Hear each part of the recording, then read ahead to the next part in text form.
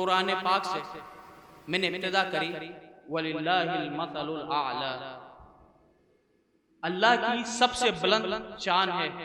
इसका माना ये होता है, अल्लाह की सबसे बुलंद शान, इसका माना ये होता है।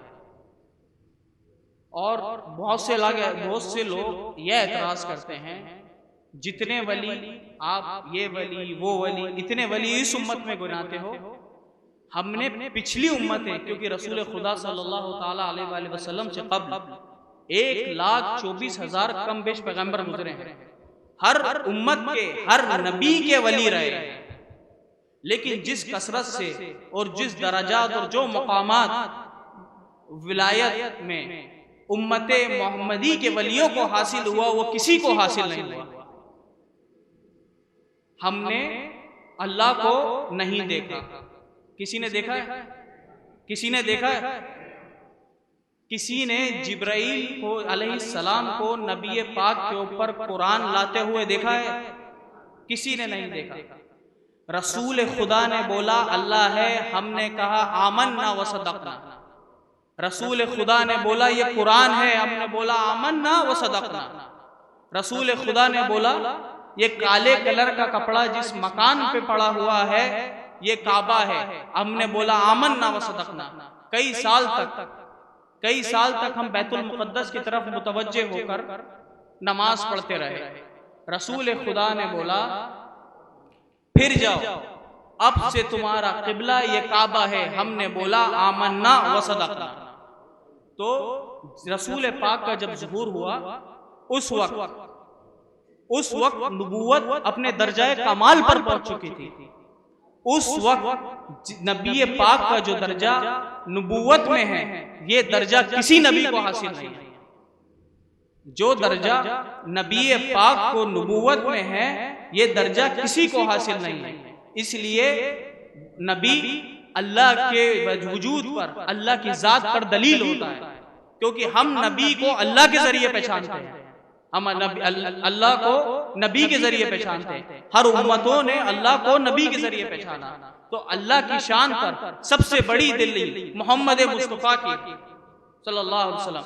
1,24,000 पैगंबरों में कोई जात मुस्तफ़ा जैसी नहीं गुजरी, और मोहम्मद मुस्तफ़ा की उम्मत में कोई जात मोइनुद्दीन और मोइनुद्दीन जैसी नहीं गुजरी। और इनके दर्जात की बुलंदी का सबब यह है कि वो उम्मत मोहम्मदी थे। नबी वली नबी की जात पर बुरहान होता है, नबी की जात पर दलील होता है। जैसा नबी होता है वैसा वली होता है, जैसा नबी होता है वैसा वली होता है। इससे पहले की उम्मतों में रसूल खुदा जैसे नबी ना गुजरे, इस वजह से उनकी उम्मतों में मोइनुद्दीन और मोइनुद्दीन जैसे वली ना गुजरे। ये उस उम्मत का खासा है कि इसी उम्मत को ये खास एजाज है कि इसी उम्मत के अंदर मोइनुद्दीन और मोइनुद्दीन जैसे वली अल्लाह अज़्ज़ा व जल्ला ने उतारे। रसूल पाक का नाम मीम से शुरू होता है। किससे? मीम से। मीम है, मीम दाल, ये नबी पाक का लफ्ज, ये नाम अरबी जबान में है। मीम से मोहम्मद, जहां से हमारा दीन शुरू होता है, जब नबी पाक ने ऐलान नबूवत फरमाया और उनकी शरीयत हम तक पहुंची। हे से गौर फरमाइए, पूरी कयामत तक सब कुछ एक ही नाम है, नाम है मोहम्मद में। मीम से मोहम्मद। और जो विलायत का जो बाब खुलता है, आप जितने मुरीदीन हैं अपना शजरा उठा के देखेंगे, चाहे आप किसी भी सिलसिले में बैठ हो, ये शजरा रसूल खुदा से मिलने से पहले मौला मुर्तजा अली शेर खुदा से मिलता है। तो मीम से मोहम्मद, हे से हैदर, मीम से हे से हैदर का मतलब है, ये नाम है मौला अली मुर्तजा का। तो शाह वलीउल्लाह मुहद्दिस ज़ैलवी और मुजद्दिद अल-फिसानी फरमाते हैं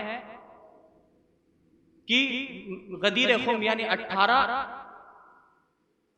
जिसको आप बकरीद के महीने के नाम से जानते हैं, उस दिन रसूल पाक ने ऐलान फरमाया मन कुन तो मौला हूं फहादा अली मौला, जिसका मैं मौला उसका अली मौला। उस दिन ये ऐलान फरमाया। और फरमाते हैं कि उस दिन से खिलाफत बातिनी के खलीफा, जहां से नबी पाक, जहां से विलायत का दरवाजा खुलता है, विलायत की इब्तिदा मौलाए कायनात से है। सुल्तान औलिया सैयद औलिया इस उम्मत के मौलाए कायनात है। तो उस दिन विलायत की इब्तिदा होती है। सारे वली आलम बरज़ख में अल्लाहु अकबर मरहबा के नारे लगाए जिस दिन अल्लाह के रसूल ने ऐलान फरमाया मन कुन्तु मौलाहु फहादा अलीउल मौला। तो उस दिन से विलायत की इब्तिदा होती है। और सुल्तानुल औलिया किसको बनाया? मौलाए कायनात की जात को। उसके बाद मीम से मोहम्मद, हे से हैदर, उसके बाद फिर दो मीम है, एक मीम मोइनुद्दीन का, एक मीम मोहिउद्दीन का। एक मीम मोहिउद्दीन का, एक मीम मोइनुद्दीन का। ये मोहम्मद की जात है। और दाल कौन है इंशाअल्लाह आखिर में आपको सामने वजाहत फरमाऊंगा। तो आज का जो कलाम है, विलायत कहते किसको है, कुरान में वलियों का जिक्र किस तरह आया है, इस पर सबसे पहली इंशाअल्लाह अज़्ज़ा व जल्ला मेरे गुफ्तगू रहेगी। अल्लाह अज़्ज़ा व जल्ला ने सूरह कहफ में फरमाया, औज़ु बिल्लाहि मिनश शैतानिर रजीम। असहाबे कहफ ये बनी इसराइल के वली थे। इनकी कहानी आप समझें, इससे आपको समझ में आगा अल्लाह वलियों के लिए अपनी तकदीर, अपने बनाए हुए रास्ते किस तरह बदलता है, वलियों का अल्लाह किस तरह ख्याल रखता है, वलियों से अल्लाह दोस्ती किस तरह निभाता है। ये कुरान से पूछे। अल्लाह ने फरमाया वतरा शम्स इज़ा तलअत तज़ावरु अन कहफिहिम ज़ातल यमीन व इज़ा ग़रबत तक़रिदुहुम ज़ातश शिमाल। असहाबे कहफ भागकर, उन पे जुल्म सितम हो रहे थे, वो अल्लाह अज़्ज़ा व जल्ला के मुवाहिद बंदे थे, ईमान वाले बंदे थे। उनके ईमान के सबब उन पे जुल्म सितम हो रहे थे। वो जाकर एक गार, एक गुफा के अंदर जाके छुप गए, जाकर एक गार में छुप गए। लेकिन छुपने से पहले रास्ते में कुत्ता मिला। वो कुत्ता उन पे भौंकने लगा, उनके पीछे लगने लगा। तो वो उसको पत्थर मार के भगाने लगे, तू दूर हो जा, तू दूर हो जा।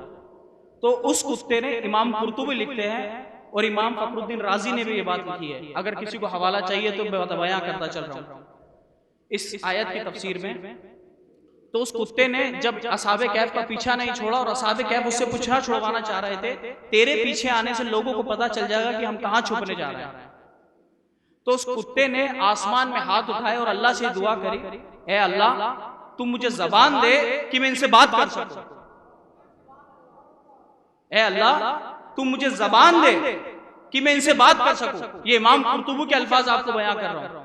जैसे ही उसको अल्लाह ने जब जबान दी तो उसने बोला तुमसे क्यों पीछा छुड़ा रहा हो, मैं भौंकने वाला कुत्ता नहीं हूं। उसके अल्फाज थे कुत्ते के, अना उहिब्बुल औलिया व सालिहीन, मैं वलियों से और सालिहीन से मोहब्बत करता हूं।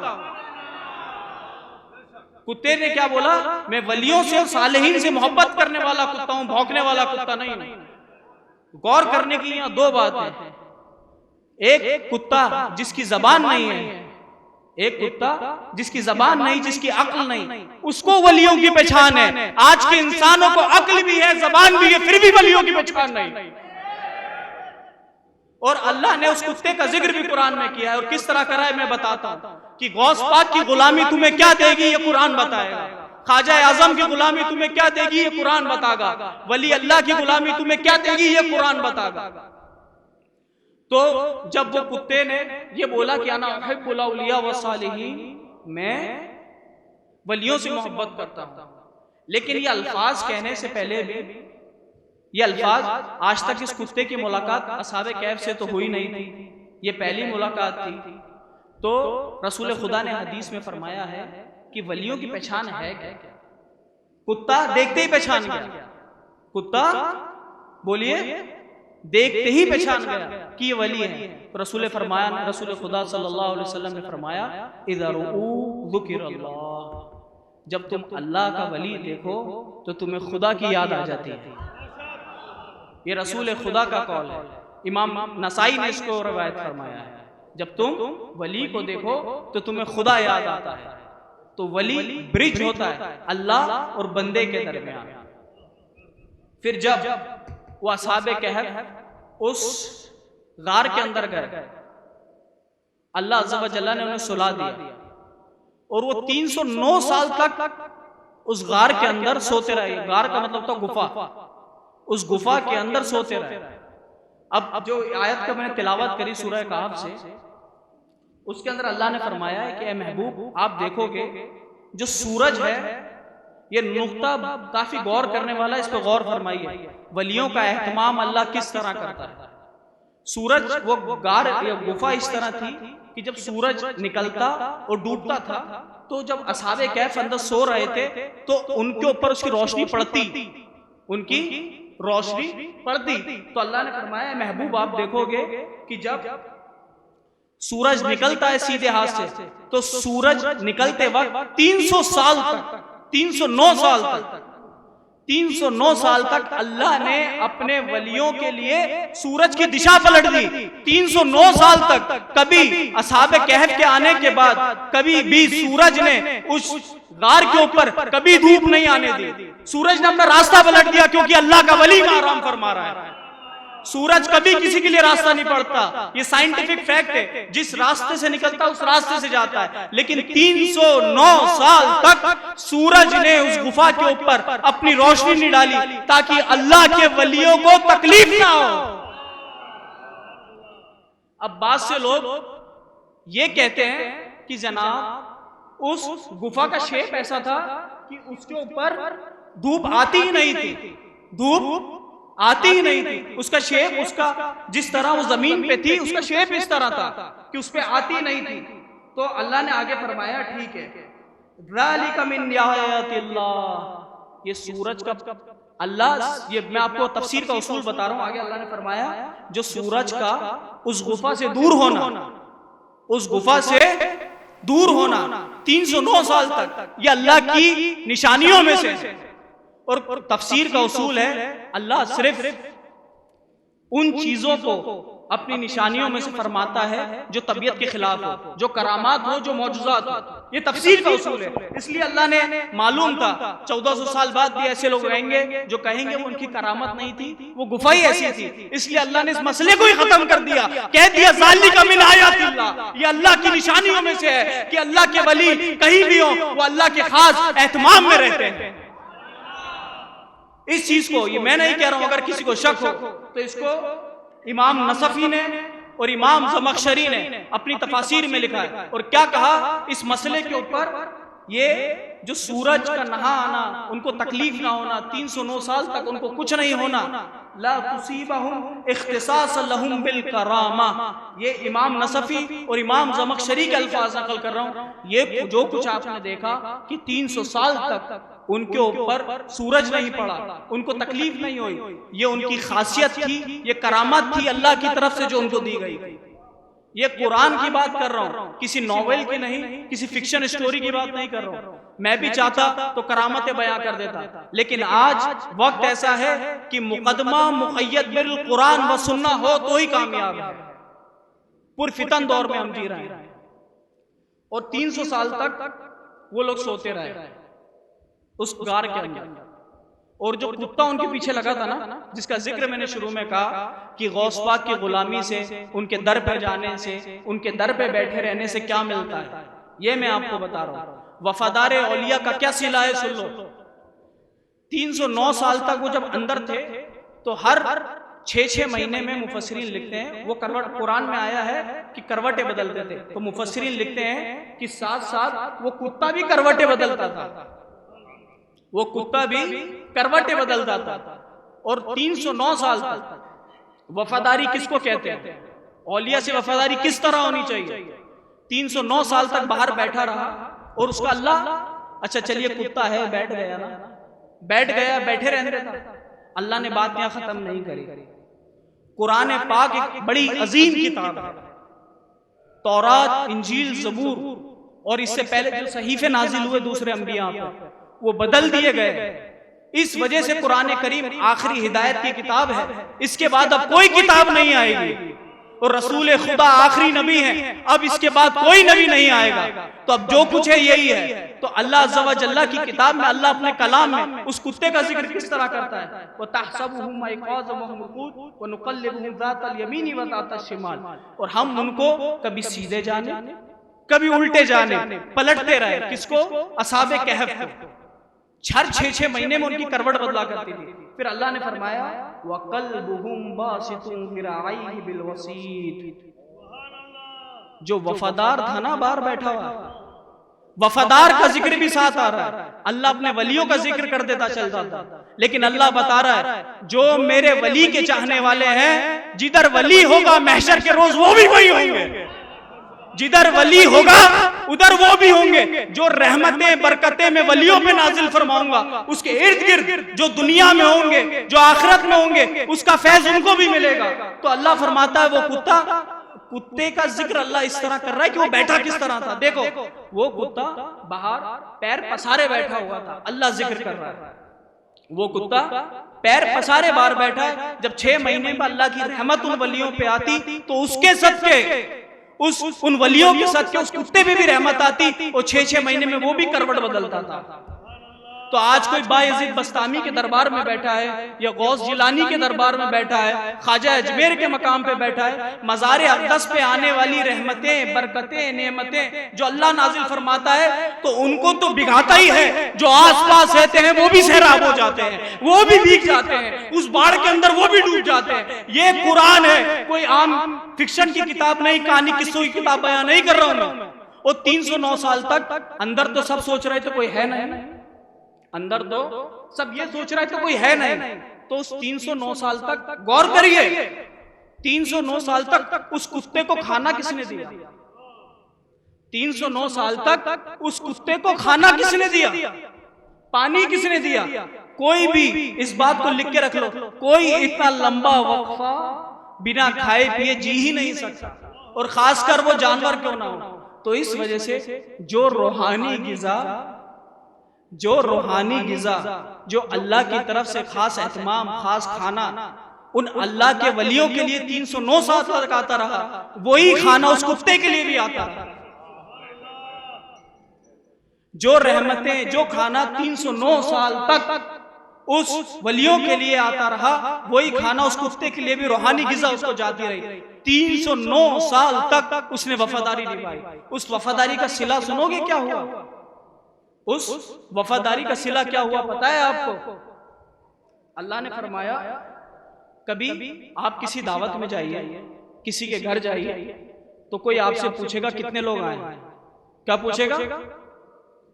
कोई मेहमान, आपका मेजबान, कितने लोग आए? तो आप बोलोगे 3 लोग हैं, 4 लोग हैं, 5 लोग हैं, ऐसे ही बोलोगे ना, ऐसे ही बोलोगे ना।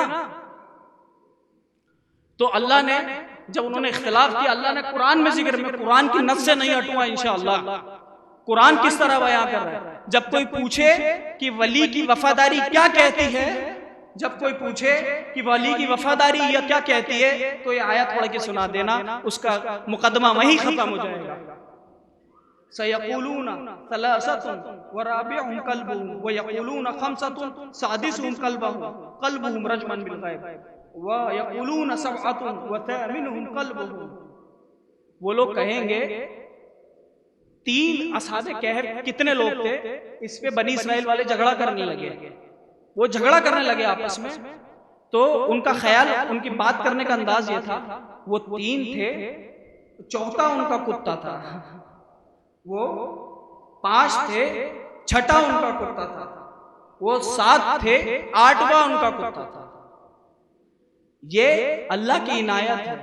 कभी भी कुत्ते का आपने जिक्र ऊपर कर दिया, अल्लाह चाहता तो छोड़ देता ना, अल्लाह चाहता तो यहाँ पे छोड़ देता, ऊपर जिक्र हो गया, बात खत्म करो। नहीं नहीं नहीं नहीं नहीं, अल्लाह ने फरमाया वो लोग इस तरह झगड़ा करेंगे कि वो 3 थे, चौथा उनका कुत्ता था, 5 थे, छठा उनका कुत्ता था, 7 थे, 8वां उनका कुत्ता था। तो महशर के रोज भी अब जब अल्लाह अज़्ज़ व जल्ला अजान देगा, ऐलान करेगा, ए अब्दुल कादिर जिलानी जन्नत में दाखिल हो जा, ए मोइनुद्दीन तू दाखिल हो जा, ए निजामुद्दीन तू दाखिल हो जा, ए फरीदुद्दीन तू दाखिल हो जा, ए कुतुबुद्दीन तू दाखिल हो जा, और सारे वलियों को कहेगा तू दाखिल हो जा, तू दाखिल होगा। तो साथ में ऐलान हो गया, ए मोइनुद्दीन, ए मुहियुद्दीन, ए निजामुद्दीन, अपने इन कुत्तों को भी अंदर साथ लेके जा।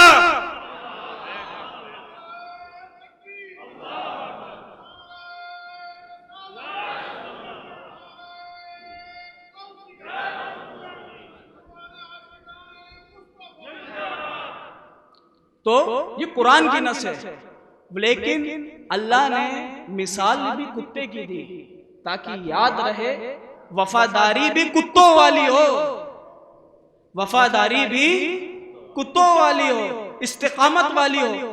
घर छूटे, घर छूटे, इनका दामन नहीं छूटे, दुनिया छूटे, कारोबार छूटे, रिश्तेदार छूटे, इनका दामन ना छूटे, क्योंकि महशर में वही दोस्ती का करो जो महशर में काम आए। दुनिया की दोस्ती जब तुमने दम छोड़ा छोड़ देंगी, लेकिन अल्लाह के वली की दोस्ती यहां भी काम आएगी और वहां भी काम आएगी। और असली दोस्ती वही है जो महशर के रोज तुम्हारे काम आए। यही हकीकत दोस्ती है। इसके अलावा जो दोस्तियां हैं सब छूटेंगी, सब चली जाएंगी। लेकिन ये तो बात हमने कर दी, अल्लाह के वली की पहचान का जिक्र हमने कर दिया। अल्लाह के वली की जिक्र का, वली की पहचान का जिक्र हमने शुरू में कर दिया कि जब उनको देखो तो अल्लाह याद आता है। लेकिन जब औलिया कराम दुनिया से चले जाएं, दुनिया से जाहिरी तौर पे पर्दा फरमा लें और बातिनी जिंदगी में चले जाएं, जो उनकी कब्र मुबारक कब्र अत्थर में होती है, तो वहां पे जाके कैसे पहचाने कि ये सच्चे वली की दरगाह है, ये सच्चे वली की बारगाह है, या किसी ने अपने आबा और अजदाद को दफना के नई दरगाह खोल ली है, नई दुकान खोल ली है। तो सूरह कहफ के अंदर अल्लाह अज़्ज़ा व जल्ला ने बड़ा बारीक नुक्ता समझा रहा हूं, इसको समझिएगा, गौर करिएगा इंशाअल्लाह। जब मूसा अलैहिस्सलाम ने जिक्र किया, या अल्लाह मुझसे भी कोई बड़ा आलिम है, तो मूसा अलैहिस्सलाम को अल्लाह ने कहा जाओ खिज़र के पास जाओ, जाओ खिज़र के पास जाओ। तो जब खिज़र को जाने लगे तो आपके खलीफा हज़रत मूसा अलैहिस्सलाम के खलीफा हज़रत यूशा बिन नून, जिन्होंने बाद में बनी इसराइल की हज़रत हारून अलैहिस्सलाम के बाद जिम्मेदारी संभाली, वो नबूवत के मकाम पे फाइज होकर बनी इसराइल को संभाला, तो वो आपके साथ साथ थे। दोनों साथ जाने लगे तो रास्ते में खाने के लिए मछली होती है ना, मांस जिसको आप मांस कहते हैं, मछली को भूना, काटा और पैक करके अपने साथ रख लिया। क्या करा? मछली को काट के बना के अपने साथ रख लिया, पैक करके। बुना मछली को अपने साथ रख लिया और वो मछली लेके चलते रहे। जब मूसा अलैहिस्सलाम ने बोला अच्छा वो रास्ते में वो मछली का क्या हुआ, जब मूसा अलैहिस्सलाम ने पूछा ए यूशा अब वो मछली मुझे दे दो, अब खाना खा लिया जाए, खाने का वक्त हो गया, काफी दूर हम आ चुके हैं, अब खाना खा लिया जाए। वो अल्लाह का वली तो अभी तक हमें मिला नहीं है। गौर से सुनिए, अल्लाह के वली के दर की पहचान क्या होती है। ए मूसा, ए यूशा अब मुझे वो मछली दे दो, बुना मछली, जिसको हम साथ लेकर आए थे बनाकर, ताकि मैं खा लूं, क्योंकि अभी तक अल्लाह का वो वली तो मिला नहीं। तो वो बोले ए मेरे आका, ए मूसा अलैहिस्सलाम, वो मछली तो एक जब हम मकाम पे पहुंचे थे तो वो जिंदा होकर, बुनी हुई कटी हुई मछली जिंदा होकर समंदर में चली गई। मरी हुई मछली कटी हुई मछली जिंदा होकर पानी में चली गई। तो मूसा अलैहिस्सलाम ने क्या बोला ये बात सुनकर? क़ौला ज़ालिका मा कुन्ना नब, यही तो वो जगह है जहां हम ढूंढ रहे थे, जहां पर मरे हुए दिल भी जिंदा हो जाते हैं। जहां मरे हुए दिल भी जिंदा हो जाए वही वली का दरबार होता है। उसी दर पे आके मरी हुई मछली को जिंदगी मिल गई, वली के दरबार में आके मरे हुए दिलों को जिंदगी मिलती है। यही वजह थी कि ख्वाजा खाजगान के दर पे आकर 90 लाख लोगों ने कहा ला इलाहा इल्लल्लाह मुहम्मदुर रसूलुल्लाह सल्लल्लाहु तआला अलैहि वसल्लम।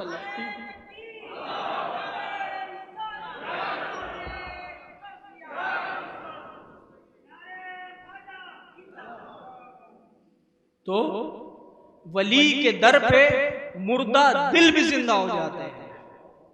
अल्लाह की रहमतों से अल्लाह इनको वो मकामात, वो दर्जात, वो मकामात से सरफराज फरमाता है कि इनके यहाँ आकर मरे हुए दिल भी जिंदा हो जाते हैं। अल्लाह उनको जिंदगियां बख्शता है, हयात जावेद में लेके जाता है और उनके दर हिदायत होते हैं। आज भी बारगाह गरीब, आज भी वो जो गया सो गया, आज भी बारगाह गरीब नवाज सुल्तानुल हिंद में आकर कई लोग कलमा पढ़ते हैं, इस्लाम की दावत कबूल करते हैं, सिर्फ ये फैजान गरीब नवाज है। गौसे आजम के दर पे आकर हिदायत याफ्ता होते हैं, अपने बातिलाना अकीदों से रुजू करते हैं, हक पर साबित होते हैं। ये फैजान गौसे आजम है। आप तुम सुल्तानुल आरिफीन की बारगाह में बैठे, यहाँ आकर तुम महसूस करोगे कि तुम्हारे मुर्दा दिल जिंदा होते हैं और फिर ला इलाहा इल्लल्लाह की पुकार तुम्हारे दिलों में बज जाती है। फिर तुम्हारे दिलों में गोया कि जैसे कोई इनकलाब आ गया हो अल्लाह के जिक्र का, अल्लाह की रहमतों का। ये खासा है अल्लाह के वलियों के दरबार का। अपने दिलों को वलियों से मत तोड़ो। जिस दिन वलियों से तोड़ोगे तो दुनिया से इस तरह जुड़ जाओगे कि आखिरत को भूल जाओगे। क्योंकि अल्लाह ने अपने प्यारे हबीब को फरमाया, ए हबीब वस्बिर नफ्सका मअल्लज़ीना यदऊना रब्बहुम बिलगदाति वल अशी, ए महबूब अपनी नफ्स को, यानी जिक्र मुस्तफा की तरफ है, हुक्म हम सबको है, हुक्म हम सबको है।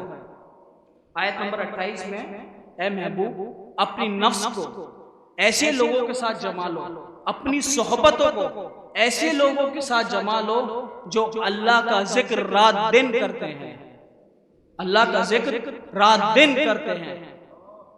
और क्या कहते हैं, युरीदून वजहा वला तअदु ऐनाका अन्हुम।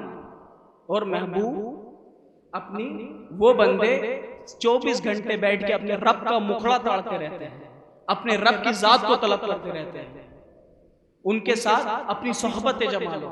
तो वलियों के दरबार पे आने से तुम्हारे मुर्दा दिल जिंदा होते हैं, औलियाओं की मोहब्बत जागती है, अल्लाह से तुम्हारा रिश्ता कायम होता है। ये जिक्र का, वलियों का कुरान में, उनकी करामत का कुरान में, और वलियों की वफादारी का कुरान में। मैंने बात कुरान से करी, लेकिन वली तो हम समझ गए, वली तो हम समझ गए, लेकिन विलायत होती क्या है? विलायत होती क्या है? गौसे आज़म फरमाते हैं, विलायत की मिसाल इस तरह है, विलायत की मिसाल इस तरह है कि बंदा, जैसे मुर्दा होता है ना, मुर्दा जब उसको गुस्ल दिया जाता है, जब उसको गुस्ल दिया जाता है तो मुर्दे को, मुर्दा अपने आप को उस धोने वाले के हवाले कर देता है कि जिस तरह चाहे तू मुझे धो, जिस तरह चाहे तू मुझे साफ कर, जिस तरह चाहे तू मुझे उलट या पुलट। ये खासा होता है। इस तरह वली भी अपनी पूरी जिंदगी, अपना सब कुछ अल्लाह अज़्ज़ा व जल्ला के सुपुर्द कर देता है। इसकी मिसाल मुस्नद इमाम अहमद बिन हंबल की रिवायत है। जब हजरत अबू बकर सिद्दीक रज़ियल्लाहु ताला अन्हु मजलिस मुस्तफ़ा में बैठे थे और एक शख्स खड़ा होकर हजरत अबू बकर सिद्दीक को बुरा भला कहने लगा। इस असना के अंदर मुस्नद अहमद बिन हंबल की रिवायत आपको बयां कर रहा हूँ। इस दौरान जब वो हजरत अबू बकर सिद्दीक को भला और बुरा कह रहा था ना, हजरत अबू बकर सिद्दीक खामोश थे और रसूल खुदा बैठे बैठे हंस रहे थे। क्या कर रहे थे? हंस रहे थे। क्या कर रहे थे? हंस रहे थे। और अबू बकर सिद्दीक रसूल खुदा को देख रहे हैं, हंस रहे हैं। बहुत देर तक हजरत अबू बकर सिद्दीक सुनते रहे। उसके बाद उन्होंने खड़े होकर एक जवाब दिया। क्या कहा? एक जवाब दिया बस। इतनी देर में रसूल खुदा ने हंसना बंद कर दिया और आप उठ के चले गए। तो हजरत अबू बकर सिद्दीक के दिल में ख्याल आया, क्या कहीं रसूल खुदा को मेरा ये जवाब देना बुरा तो नहीं लगा? क्या कहीं रसूल खुदा को मेरा ये जवाब देना बुरा तो नहीं लगा? ये ख्याल लेकर आप बारगाह मुस्तफ़ा में हाजिर हुए और अर्ज किया, या रसूल अल्लाह, जब तक वो मुझे भला बुरा कह रहा था आप हंस रहे थे, जब वो उठ के चला गया, जब मैंने उसको कुछ कहा तो आप वहां से तशरीफ लेकर दूसरी जगह आ गए, आपने उस मजलिस को छोड़ दिया। ये विलायत का माना बता रहा हूं क्योंकि इस उम्मत के अंदर सबसे पहली सब जो विलायत की मुस्तहिक है वो सहाबा इकराम की जमात है। सबसे पहले वली इस उम्मत के अंदर गुजरे तो वो सहाबा इकराम। तो रसूल खुदा से जब अर्ज किया, या रसूल अल्लाह, जब तक वो मुझे बुरा भला कह रहा था, अच्छे अल्फाज अदा नहीं कर रहा था, जब तक बुरा भला कह रहा था, मुझसे अच्छे से खिताब नहीं कर रहा था, जब तक आप सुन रहे थे और हंस रहे थे। उनसे पूछा, फ़इन्ना लिकुल्लि शैइन हक़ीक़ा फ़मा हक़ीक़तु ईमानिका। ए हारिस, हर चीज की एक हकीकत होती है, हर चीज की एक हकीकत होती है, एक सच्चाई होती है। तेरे ईमान की क्या सच्चाई है? साहबी रसूल से रसूलुल्लाह पूछ रहे हैं, तेरे ईमान की क्या सच्चाई है? तो उन्होंने फरमाया, अज़फ़्तु नफ़्सी यानी दुनिया वसहरतु लिज़ालिका लैली वज़मअन्ना नहारी। या रसूलल्लाह, मैंने दुनिया को छोड़ दिया है, एक कोना पकड़ लिया है, अब मुझे दुनिया अच्छी नहीं लगती। रात भर इबादतें करता हूँ, दिन भर रोजे रखता हूँ। हजरत हारिस बिन मालिक अल अंसारी फरमा रहे हैं, दिन भर रोजे रखता हूँ, रात भर इबादत करता हूँ, रातों को सो नहीं पाता। और मेरा हाल तो ऐसा हो गया है, अब मुझ पे काबू ही नहीं है, रातों को नमाजें पढ़ने से, दिन को रोजा पढ़ने से। साहबी रसूल क्या फरमा रहा है, मेरा ये हाल हो गया, मैं जमीन में बैठे बैठे अल्लाह का अर्श देख रहा हूँ, मेरी नजर जमीन पे बैठ के अल्लाह के अर्श पर है। ये साहबी रसूल है, मैं बैठे बैठे जमीन पर अल्लाह का अर्श देख रहा हूँ। क्या फरमाते हैं, अना कअन्नी अंजुरु इला अहली जन्नह यतज़ावरून फीहा, और मैं जन्नत वालों को देख रहा हूं कि आपस में एक दूसरे को मिल रहे हैं, गले मिल रहे हैं। साहबी रसूल जमीन में बैठ के जन्नत के नजारे कर रहे हैं, साहबी रसूल जमीन में बैठ के अर्श का नजारा कर रहे हैं, साहबी रसूल जमीन में बैठ के आसमानों के नजारे कर रहे हैं। और आगे बोल रहे हैं, और मैं जहन्नम वालों को देख रहा हूं, कान्ननी उंजुरु इला अहलिन नारी यतदागून, और मैं जहन्नम वालों को देख रहा हूं कि जहन्नम में चिल्ला रहे हैं, चीख पुकार हो रही है। अल्लाह के रसूल के साहबी जो कहते हैं ना, साहबा ने तो ये मकामात हासिल नहीं करे, साहबाओं को तो ये सब नहीं हुआ, तो उन्हें कह देना शायद आपने हारिस बिन मालिक अंसारी के मामलात नहीं पढ़े। ये रिवायत फिर से बता दूं, इसको रिवायत किया है इमाम तबरानी ने, इब्न शहबा ने और बहकी ने। ये मामलात हैं अल्लाह के वलियों के, साहबा इकराम के। तो जो अकीदा हमारे बुजुर्गवारों के लिए, हमारे गौसे आजम के लिए, हमारे ख्वाजा आजम के लिए और उम्मत के तमाम वली अल्लाहों के लिए रखते हैं, ये हमने नहीं गढ़ा, ये हमने अल्लाह के रसूल के साहबा इकराम, ताबईन, अत्बाए ताबईन से सीखा है। ये चीज़ें हमारी मन गढ़त नहीं है, ये किस्से कहानियाँ नहीं है, ये सब हमारे आबा व अजदाद ने, हमारे बुजुर्गवां ने हमें तवातुरन रिवायत फरमाया है। चूंकि मैंने विलायत क्या है इसको समझाने की आपको कोशिश करी, और करामत क्या है कुरान के अंदर ये आपको बताने की कोशिश करी, और अल्लाह के वलियों का क्या मकाम है, अल्लाह के वली के गुलामों का क्या मकाम है, इस पे भी रोशनी डालने की कोशिश करी। साहबाओं के अंदर साहबाओं के क्या मकामात थे, वो बैठे बैठे जमीन के ऊपर अर्श की ज़ियारतें करते थे, इसका भी मैंने तुम्हें इल्म बताया। इंशाअल्लाह जैसा कि हम सबको रोशन है, आज फाता यज़दहम है, 11वीं शरीफ की फाता है, गौसे आज़म का दिन है। तो आज का जो मौजू है इंशाअल्लाह उस पर हम मुंतकिल होते हैं, और मौजू करामतें, मामला, गौसे आज़म की ज़िंदगी आपने कई बार, हज़ारा बार आपने सुनी है, करामतें सुनी हैं। लेकिन आज जो मेरा टॉपिक रहेगा, मेरा मौजू रहेगा, वो सिर्फ इतना ही रहेगा कि गौसे आज़म के मामला, उनके दर्जात सिर्फ कुरान से, और 11वीं की बरकत, ये दिन जो 11वीं शरीफ का है, इसकी कुरान में क्या अहमियत है। कभी सुना कोई 11वीं कुरान से बता रहा? मैं सिर्फ 11वीं की बात कुरान से करूँगा कि लफ्ज़ 11, क्योंकि जो कुरान नाजिल हुआ है ये रसूल खुदा पे नाजिल हुआ, जिस तरह नाजिल हुआ उस तरह हमारे तक पहुंचा। अगर कोई सूरत, कोई आयत किसी टॉपिक पर है, किसी मकाम पर है, कोई सूरत का नंबर 11वां है, तो वो रसूल पाक ने हमें इसी तरह दिया। कोई आयत का नंबर 11वां है, 12वां है, 13वां है, तो रसूल खुदा से हमें इसी तरह मिला। गौसे आज़म की विलादत पाक 471 हिजरी इमाम ज़हबी के कौल के मुताबिक जिलान नाम के शहर में हुई। जिसको अहले अरब कोई ज़बान में जीली कहते हैं, कोई किलान कहते हैं, लेकिन मोतबर और सही जिलान है जो ईरान के अंदर है। 471 हिजरी 1 रमज़ान को, 470 का भी कॉल है लेकिन हम 471 पे मुत्तफिक करते हैं। और आपका विसाल यानी दुनिया से वफ़ात, इंतकाल, कॉल गौसे आज़म की वफ़ात के, इंतकाल के, दुनिया से पर्दा फरमाने के 9 रबीउल सानी भी है, 11 भी है, 14 भी है, 17 भी है, और एक कॉल 22 रबीउल रजब का भी है। लेकिन हम 11 को मोतबर मान के तरजीह देते हैं। अगर हम 471, गौर फरमाइए, 471 गौसे आज़म की विलादत जब मानते हैं और 491 491 गौसे आज़म का विसाल मानते हैं तो कुल 90 साल होते हैं। कितने कितने 90 साल। हज़रत गौर फरमाइए, 90 साल होते हैं। और कुरान में अलग अलग मुश्तक़ात के साथ लफ्ज़ विलायत 90 बार आया है। कुरान में लफ्ज़ विलायत अलग मुश्तक़ात, कहीं वली, कहीं औलिया, कहीं विलायत 90 बार आया है। और गौसे आज़म की उम्र भी 90 साल थी। अब उस 90 में से 20 बार लफ्ज़ विलायत, लफ्ज़ वली अल्लाह ने अपनी तरफ मंसूब किया है। किसकी तरफ? किसकी तरफ? अल्लाह की तरफ। और हुजूर गरीब नवाज ख्वाजा उस्मान हारूनी के साथ सोहबत में 20 साल रहे थे। ये राज, ये इशारे तो अल्लाह जानने वाला है। अल्लाह ने क्यों 90 बार किया, आप अल्लाह से पूछो। हमने तो जाना, माना और तुम्हें सुना दिया।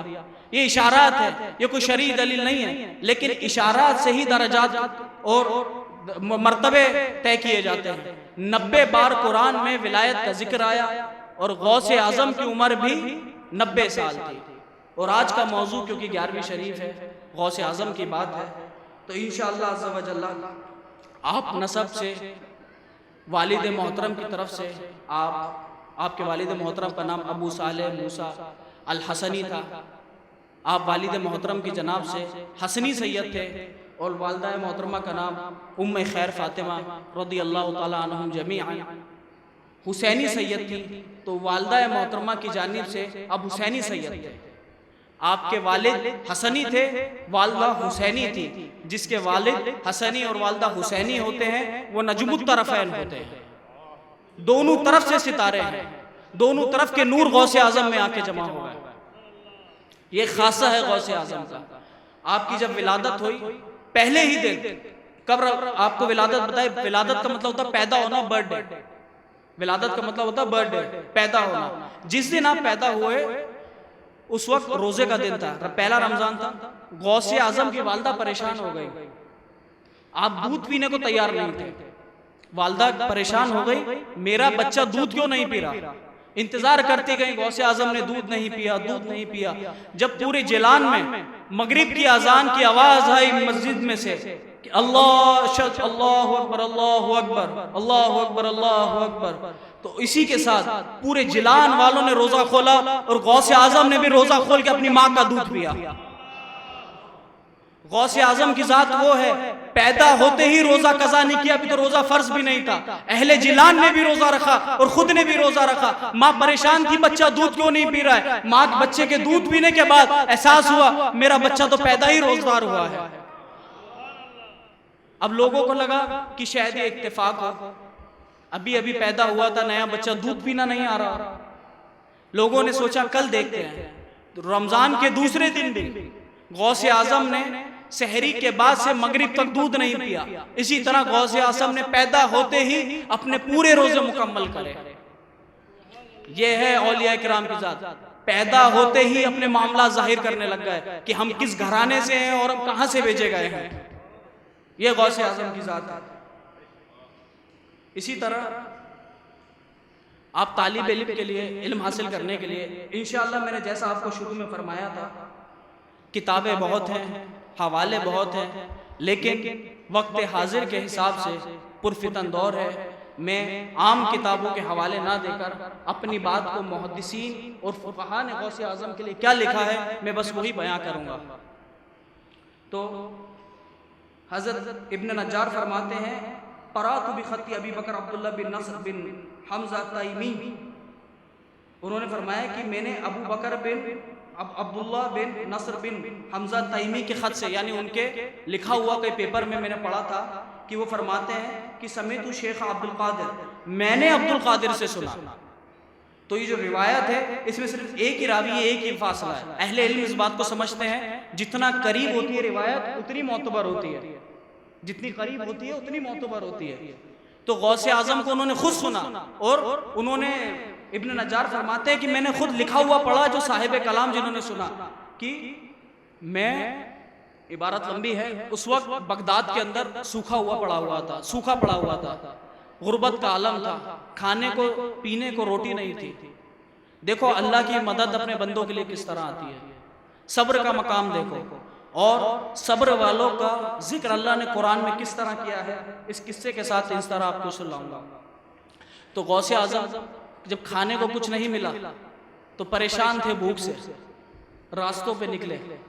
रास्ते में सूखी हुई घास होती है ना, सूखी घास, ड्राइड ग्रास, सूखी हुई घास को देखा तो देखा कि यही खा लूं, इससे मेरी भूख मिट जाए। जैसे ही घास खाने के लिए आगे बढ़े तो ख्याल आया कि मेरे बगदाद के अंदर और भी भूखे हैं। अल्लाह अकबर। सूखी हुई घास, लोग रोटियों के लिए फिक्र नहीं करते, देखा कि सूखी हुई घास भी कम है, मेरे बगदाद में और भी भूखे बैठे हैं, अगर ये घास मैं खा लूंगा तो कई लोग अपने घरों में भूखे सोएंगे। तो गौसे आजम ने उस सूखी हुई घास को भी छोड़ दिया, सूखी घास को छोड़कर एक मस्जिद में जा बैठे, एक मस्जिद में जा बैठे और भूख की इतनी शिद्दत थी, गौसे आजम फरमाते हैं गोया कि मेरी जान निकलने वाली है, गोया कि जैसे कि मेरी जान निकलने वाली है। इतनी देर में एक अजमी यानी जिलान से एक आदमी आया, वो आके मस्जिद में बैठा हुआ था, वो आके मस्जिद में बैठा हुआ था और उसके साथ में रोटियां थी, गोश्त था, बुना हुआ गोश्त, वो खा रहा था। गौसे आजम उसको देख रहे थे और कह रहे थे जैसे जैसे वो मुंह में डालने के लिए निवाले को अपना मुंह खोलता, मैं भी अपने साथ साथ मुंह खोलने लगा। भूख मेरे काबू से बाहर जा रही थी, लेकिन मेरा मन में आया कि मैं उससे मांग लूं, लेकिन शर्फ नफ्स थे, गौसे आजम थे, दुनिया को पालने वाले थे, मांगने वाले नहीं थे, खामोश बैठ गए, नहीं मांगा, वो खाता रहा। इतनी देर में उसको ख्याल आया ये शख्स भी मेरे पास बैठा है, इससे पूछ लूं कि आप भी कुछ खाओगे। गौस पाक से जब उसने पूछा तो मना कर दिया कि हम नहीं खाएंगे, हमें नहीं चाहिए। बड़ा इसरार करने के बाद उस बहुत पीछे पड़ा, कुछ खा लें, कुछ खा लें, भूखमरी का जमाना है, लोगों के पास खाने को रोटी नहीं है। तो गौसे आजम ने 2 लुक़्मे लिए। 2 लुक़्मे लेने के बाद वो गौसे आजम से बात करने लगा और कहने लगा मैं जिलान से हूं, क्या तुम, एक शख्स है जिलान से जिसका नाम अब्दुल कादिर है, जिसका नाम अब्दुल कादिर, गौसे आजम से वो शख्स पूछ रहा है मैं जिलान से हूं और जिलान का एक बच्चा यहाँ रहता है, अब्दुल कादिर उसका नाम है, क्या आप मुझे बता सकते हो कि मैं वो कहाँ पर है? और वो पोता है अभी अब्दुल्ला सौमाई का, दादा के नाम से मंसूब करके उनसे पूछा आप बता सकते हो वो कहाँ पर है? तो गौसे आजम ने कहा वो अब्दुल कादिर तो मैं ही हूँ, वो अब्दुल कादिर तो मैं ही हूँ। तो ये सुनते ही वो जिलान का आदमी जिसके हाथ से खाना खाया था घबरा गया, बदल गया, आप भी अब्दुल कादिर जिलानी हैं? तो उन्होंने कहा हाँ वो मैं ही हूँ। तो माजरत माफी मांगने लगा और उन्होंने कहा कि जब मैं जिलान से निकला था तो आपकी माँ ने मुझे 8 अशरफियां दी थी। अशरफी उस वक्त की करेंसी थी जो चली करती थी, सोने की होती थी, उसका एक वजन होता था। आपकी माँ ने मुझे 8 अशरफियां दी थी कि जाके मेरे बेटे अब्दुल कादिर जिलानी को दे देना, जाके मेरे बेटे अब्दुल कादिर जिलानी को दे देना। और वो माफी मांगने लगा मैं 3 दिन तक आपको ढूंढता रहा, 3 दिन तक आपके बारे में जगह जगह बगदाद में ढूंढता रहा, आपका नामो निशान नहीं मिला। तो भूख का मुझ पे आलम आ गया, मुझसे भूख बर्दाश्त नहीं हुई, मैं माफी चाहता हूँ, आपके पैसों को इस्तेमाल करके ये खाना मैं आपके पैसों से लेकर आया हूँ, ये खाना आपके पैसों से लाया हूँ। अब चूंकि आप अब्दुल कादिर जिलानी हैं, आप मेजबान हैं, मैं आपका मेहमान हूँ, आप मेजबान हैं, मैं आपका मेहमान हूँ। तो गौसे आजम ने अल्लाह का शुक्र अदा किया और शुक्र बारी ताला में कहा तूने मुझे, अल्लाह तेरा शुक्र है, तूने किसी का मोहताज नहीं रखा। और गौसे आजम ने इस हालत में भी जो रिस्क खाया वो अपनी जेब का खाया, किसी का मांग के नहीं खाया। तो यहाँ पे गौसे आजम का सब्र नजर आता है। अब मैं कुरान से आपको बताता हूँ क्या नजर आता है गौसे आजम का सब्र। सब्र को बंगला में क्या कहते हैं? सब्र को बंगला में सब्र क्या कहते हैं? सब्र। धोजो गौसे आजम का धोजो सब्र नजर आता है। लेकिन अब मैं आपको बताता हूँ, मैंने शुरू में एक बात बोली आपको, कुरान करीम की जितनी आयतें, जितनी सूरें हम तक पहुंची सब तौफीकी हैं। ये इजमा है उम्मत का इसके ऊपर। जो कुरान की 11 आयत है, 12 आयत है, 13 आयत है, ये लफ्ज हमें रसूल खुदा से मिले और कुरान के हर लफ्ज, हर कीमत, हर आयत का एक माना है। तो गौसे आजम की जो निस्बत है 11वीं की, 11 की, हम कुरान से पूछते हैं कुरान ने 11 में क्या लिखा है? तो कुरान की 11 नंबर सूरह हूद है। सूरह हूद की 11वीं आयत। कुरान किसी बंदे ने नहीं लिखा है, फिर कह रहा हूं अल्लाह ने उतारा है। सुनो क्या कहता है अल्लाह, इल्लल्लज़ीना सबरू व अमिलुस सालिहाति उलाइका लहुम मग़फ़िरा व अज्रुन करीम। और बेशक जिन लोगों ने सब्र किया और नेक अमल किए उनके लिए मग़फ़िरत और बड़ा अजर है। गौसे आज़म मां सब्र कर रहा है और अल्लाह 1400 साल पहले 11वीं आयत में 11वीं सूरत में सब्र का जिक्र कर रहा है। ये इत्तेफाक नहीं हो सकता। किसी को ये इत्तेफाक लगे तो फिर मेरे पास आओ, सूरह तगाबून में 11 नंबर आयत, फिर 11वीं। कोई भी, मैं पहले ही आपको बता दूं, मैं जिक्र करूं ना करूं, कुरान की मैं जितनी आयतें आपको बताऊंगा सारी की सारी 11वीं ही रहेंगी। 12वीं आयत नहीं बोलूंगा, 10वीं आयत नहीं बोलूंगा, क्योंकि आज 11वीं का दिन है, गौसे आजम का दिन है, तो सूरत की भी 11वीं ही बात होगी, हर आयत 11वीं होगी। और ये गौसे आजम से कैसा ताल्लुक है, आप फैसला करें कि अल्लाह के कैसे मुबारक वली हैं। 1400 साल पहले भी अल्लाह 11वीं आयत को भी सोच समझ के बयां कर रहा है कि इसमें कैसे मानाक़िब बयां हो, कैसे फजाइल बयां हो। फिर सूरह तगाबून में आता है वमा असाब बिन मुसीबतिन इल्ला बिइज़्निल्लाह। जो भी मर्द मोमिन को, जो भी अल्लाह के बंदे को कोई मुसीबत पहुंचती है तो अल्लाह के हुक्म से पहुंचती है और अल्लाह का वली उस पर सब्र करता है। यहाँ भी सब्र का जिक्र है। वमन युमिन बिल्लाहि यहदी क़ल्बहु वल्लाहु बिकुल्लि शैइन अलीम। और जो अल्लाह पे ईमान लाता है अल्लाह उसके दिल को हिदायत याफ्ता फरमा देता है। जो अल्लाह के दीन पर, अल्लाह के ईमान लाता है, अल्लाह उसके दिल को हिदायत याफ्ता फरमा देता है। तो पहली शर्त सब्र है। गौसे आजम का सब्र था, उनको इस मकाम पे पहुंचाया अल्लाह ने उनके सब्र की वजह से, उनके मकामात की वजह से। ये सूरह तगाबून की आयत नंबर 11 है। मैंने कहा ना 11 से हट के बात नहीं करूंगा। और अल्लाह फरमाता है सूरह कहफ में, और अल्लाह जिसे हिदायत देता है, मन यहदिल्लाहु फहुवल मुहतद व मन युद्लिलहु फलन तजीद लहु वलिय्यम मुर्शिदा। अल्लाह जिसको हिदायत देता है, अल्लाह जिसको हिदायत देता है उसको हिदायत याफ्ता कर देता है। ये तक तो ठीक थी बात। और जिसे गुमराह करता है उसका कोई वली और मुर्शिद नहीं होता। अल्लाह जिसे गुमराह करता है ना उसका ताल्लुक किसी वली से होता है ना उसका कोई मुर्शिद होता है। ये कुरान सूरह कहफ की आयत है। तो यहाँ पे भी अल्लाह ने 11वीं सूरत में 11वीं आयत में सूरह तगाबून की फरमाया जो मुसीबत मर्द मोमिन को पहुंचती है, इस मुसीबत को गौसे आजम की मुसीबत के साथ तसव्वुर करिए कि अल्लाह ने 11वीं आयत में ही फरमाया है। जो भूखे फिरे लेकिन किसी के आगे हाथ नहीं फैलाया, क्योंकि वो जानते थे जो भी आज मेरा हालात है ये अल्लाह की मर्जी है। हमने हमारी नफ्सों को अल्लाह के आगे सपूर्द कर दिया। अल्लाह चाहे तो जिला दे, अल्लाह चाहे तो बिगाड़ दे, अल्लाह चाहे तो जिंदा कर दे, अल्लाह चाहे तो मौत दे दे। जो कुछ हमारे नसीब में सब अल्लाह का लिखा है। ये ईमान गौसे आजम था। ये भी 11वीं आयत है। ये भी किसी को इत्तेफाक लगे तो आगे सुनो। लफ्ज 11 कुरान के अंदर, जैसा मैंने शुरू में आपको बताया, देखिए गौर करिए, मैंने आपको कहा था शुरू में मैं कोई जोशीले बयां करने यहाँ नहीं आया हूं, मैं करामतें सुनाने आपको नहीं आया हूं। करामतें आप सुनते रहते हैं, किस्से कहानी आप सुनते रहते हैं, लेकिन मैं बात वो करने आया हूं जब किसी के सामने पेश करो तो वो जवाब ना दे पाए तुम्हारी बात का। हमने फरमाया ना कि गौसे आजम का विसाल 11वीं को हुआ, 11 रबीउल अव्वल। एक और इत्तेफाक सुनो, अगर किसी को इत्तेफाक लगे तो, किसी को इत्तेफाक लगे तो, किसी को लगे कि ये ऐसी हो गया होगा, इत्तेफाकन कुरान में आयत आ गई होगी, तो अल्लाह फरमा रहा है कुल यतवफ़्फ़ाकुम मलकुल मौतिल्लज़ी वक्कल बिकुम सुम्मा इला रब्बिकुम तुरजाऊन। ये सूरह सजदा की आयत नंबर कौन सी है? आयत नंबर कौन सी है? 11। मैंने कहा मैं कोई भी आयत 11 के अलावा नहीं लाऊंगा। गौसे आजम का विसाल 11वीं तारीख को हुआ, और इस आयत के अंदर भी अल्लाह क्या जिक्र कर रहा है, महबूब फरमाओ तुम्हें जो मौत देता है, तुम्हारी जो रूह कब्ज करता है वो मलकुल मौत है। विसाल तुम्हारी मौत मलकुल मौत लेके आता है। ये सूरह सजदा की आयत नंबर 11 में है। और गौसे आजम का विसाल भी 11 तारीख को हुआ। हम भी फिर 11 की बात कर रहे हैं, ये भी इत्तेफाक हो सकता है। फिर सुनो, फिर अल्लाह ने यही चीज सूरह मुनाफिकून के अंदर आयत नंबर 11 में फरमाई, ला युअख्खिरुल्लाहु नफ्सन इज़ा जाअ अजलुहा वल्लाहु खबीरुम बिमा तामलून। जब किसी का वक्त हो मुकर्रर, जब किसी का वक्त आ जाता है, जब उसको अल्लाह के पास जाना होता है, उसका इंतकाल का वक्त आ जाता है, तो अल्लाह उसमें ताखीर नहीं करता, उसको मुकर्रर वक्त पे ही अपनी मौत के ऊपर मलकुल मौत को लब्बैक कहना होता है। फिर ये आयत नंबर 11 है।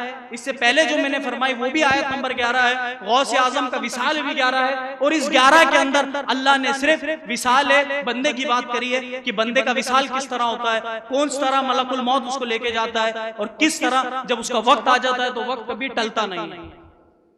ये अल्लाह अपनी किताब में बात कर रहा है। 11 अगर कोई आयत है तो मुफस्सिरीन से पूछो, अल्लाह ने 11 को 11 पे जिक्र किया तो इसकी हिकमत अल्लाह के पास है, अल्लाह ही जानता है इसका मकसद क्या है। हम इस पे दावा नहीं कर सकते, लेकिन हर बार 11 पे गौसे आजम का विसाल 11 पे, ये आयत भी 11वीं है। फिर इसके बाद आपको बताऊं, गौसे आजम का पीर मुर्शिद का नाम हम्माद दुबास था। आप मुराकबे में बैठे हुए थे, मुराकबे में बैठे बैठे एक ताजिर आया, बिजनेसमैन, वो भी आपका मानने वाला, आपका मुरीद था। उसने आके पूछा मैं बिजनेस के लिए जाना चाहता हूँ, तिजारत के लिए, मतलब बिजनेस के लिए पहले एक शहर से दूसरे शहर सामान खरीद के बेचने जाया करते थे। तो पीरो मुर्शिद ने मुराकबा किया और फरमाया कि तुम इस बिजनेस में मत जाओ, इस तिजारत के लिए मत जाओ, तुम्हें नुकसान होगा। उन्होंने देखा कि इस शख्स को कत्ल कर दिया जाएगा, इसका जितना भी माल है सब लूट लिया जाएगा, लूट के इसको कत्ल कर दिया जाएगा। तो हज़रत हम्माद दुबास ने फरमाया तुम मत जाओ रज़ी अल्लाह ताला अन्हु, तुम्हारे साथ ऐसा ऐसा होगा। लेकिन आजकल की आवाम है, पीर के मना करने के बाद भी जो इरादा कर लिया जाना है तो जाना है, पीर इजाजत दे या नहीं दे वो तो फॉर्मेलिटी हो गई। लेकिन उस वक्त के लोग थे, जब इजाजत लेके निकले दिल माना नहीं, निकलते ही बाहर गौसे आजम दिख गए। अंदर से इजाजत लेके आए और उनके पीरो मुर्शिद ने मुराकबा करके देखा कि तुम कत्ल कर दिए जाओगे, तुम मार दिए जाओगे। निकल के देखा तो गौसे आजम दिख गए। गौसे आजम को देखा, उन्होंने कहा बहाना अच्छा है, इनसे इजाजत ले लूं, शायद इजाजत मिल जाए। इनका कहा तो अल्लाह भी नहीं टालता, इनका कहा तो अल्लाह भी नहीं टालता। जैसे गौसे आजम बाहर दिखे, उनसे पूछा फला फला मसला है, मैं तिजारत के लिए जाना चाहता हूँ। गौसे आजम ने कहा जाओ जाओ। उनको खैर मशगूल थे, कह दिया जाओ जाओ। जब बिजनेस के लिए वापस आए तो लाखों लाखों रुपए का फायदा हुआ, लाखों रुपए का फायदा हुआ। और आके अपने पीर मुर्शिद के बारगाह में नजराना पेश किया और बोला ये वो बिजनेस के लिए मैं जिसके लिए मैं गया था, ये उसका मुनाफा है, मैं आपकी बारगाह में हदिया देना चाहता हूँ।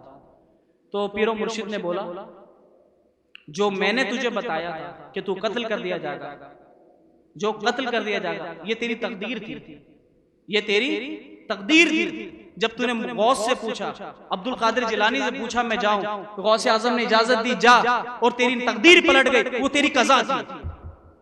गौस आजम की दुआ से जो मुनाफा था वो नफे में बदल गया, जो गुर्बत थी वो पैसा वाला होने में, गिना में बदल गई, और जो मौत थी वो जिंदगी में बदल गई। ये है अल्लाह के वलियों की इनायत करदा, इनकी बात अल्लाह कभी रद्द नहीं करता, जिस तरह एक सच्चा दोस्त अपने से दोस्त की बात रद्द नहीं करता। अब इसका ताल्लुक सूरह फातिर से सुनो, उसमें भी आयत नंबर 11, आयत नंबर 11। ये भी इत्तेफाक नहीं हो सकता। अल्लाह यहाँ पे क्या बयां फरमा रहा है? अल्लाह फरमा रहा है वमा युअम्मरु मिन मुअम्मर वला यनक़सु मिन उम्रिही इल्ला फी किताब। और किसी शख्स की उम्र, जो उम्र बढ़ाना चाहते हैं यानी और लंबी जिंदगी जिए, बढ़ाना चाहते हैं, उनकी उम्र नहीं बढ़ती है ना घटती है, लेकिन ये सब मुकर्रर शुदा अल्लाह के नजदीक है। जो चीजें अल्लाह मुकर्रर कर देता है, इस आयत से इशारा कर रहा है कि अपने वलियों के कहने पे उनकी तकदीरें भी पलट देता है। उनके कहने से उनको जिंदगी अता कर देता है, उनके कहने से उनके नसीब में औलाद नहीं होती तो औलादे अता कर देता है, उनकी जिंदगी में रिस्क नहीं होता तो रिस्क अता कर देता है। अल्लाह कहता है तुम मेरे दोस्त हो, मैं तुम्हारी नहीं मानूंगा तो किसकी मानूंगा? तुमसे मैंने मोहब्बत करी है, जिससे मोहब्बत करी उसकी नहीं मानी तो किसकी मानी? सुभान अल्लाह, ये अल्लाह के वलियों का मकाम है। ये भी आयत नंबर 11 है, जिसके अंदर अल्लाह तकदीर की बात करता है कि जो कोई पैदा जो कुछ करता है वो सब अल्लाह के इल्म में है। जो किसी की उम्र ना बढ़ती है ना घटती है वो अल्लाह के इल्म में। अल्लाह अपने इल्म की बात कह रहा है कि जो लोहे महफूज पे लिख दिया ये सब अल्लाह के इल्म में। ये भी आयत नंबर 11 पे है कि अगर मेरा अल्लाह का वली कहे तो मैं उसके लिए उनकी तकदीरें भी पलट देता हूँ। रसूल खुदा की हदीस है तकदीरें दुआओं से पलटती हैं। जब हमारी दुआओं से तकदीरें पलट सकती हैं और गौसे आजम हमारे हाथ में आके दुआएं करें, हमारे हक में मुनाजातें करें, तो अल्लाह क्यों ना कर कबूल करवाएगा? उनकी दुआएं रद्द होती हैं? रसूल खुदा किसी के लिए दुआ करें वो रद्द होगी? कोई सहाबी किसी के लिए दुआ करे रद्द होगी? जब दोस्ती ऐसी हो तो रद्द होने का सवाल नहीं उठता। फिर इसके बाद मैंने बोला अल्लाह के वली का एक निजाम, एक मेयार अल्लाह ने कुरान में करा है। दुरूद शरीफ पढ़े अल्लाहुम्मा सल्ली अला सय्यिदना।